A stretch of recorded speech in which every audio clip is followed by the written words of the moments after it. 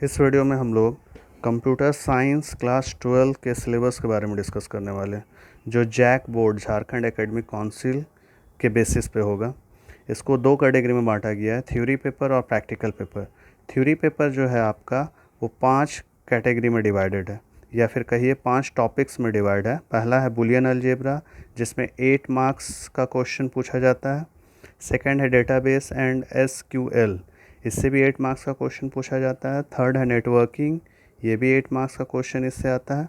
Fourth है programming in C++, इससे 30 marks का क्वेश्चन पूछा जाता है। और डेटा स्ट्रक्चर से आपका 16 मार्क्स का क्वेश्चन पूछा जाता है।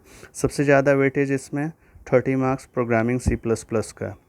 ठीक है। उसी तरह से प्रैक्टिकल पेपर अगर आप देखिए तो प्रैक्टिकल में प्रोग्रामिंग आपको 2 प्रोग्रामिंग बनाने के लिए कहा जाता है, 3 मार्क्स का हो गया। उसी तरह से एसक्यूएल कमांड्स लिखने के लिए एक क्वेश्चन पूछा जाता है, ये 5 मार्क्स का होता है।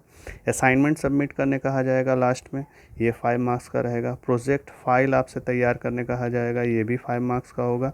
और वाइवा जो एक्सटर्नल आते हैं दूसरे कॉलेज से, वो आपसे कुछ क्वेश्चन पूछेंगे, वो 5 मार्क्स का होता है। तो इसको अगर आप टोटल करोगे तो ये देखना कि ये आपका 30 मार्क्स का रहता है। उसी तरह से थ्योरी पेपर को अगर टोटल कीजिएगा तो ये आपका 70 मार्क्स का होता है। तो हम लोग ये जो जैक का सिलेबस है, इसको इसी तरह से हम लोग टॉपिक वाइज कंप्लीट करते चले जाएंगे। तो स्टार्टिंग हम लोग बुलियन अलजेब्रा से करेंगे।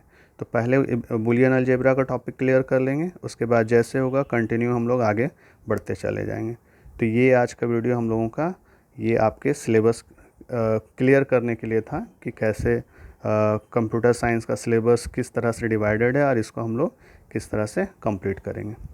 Thank you.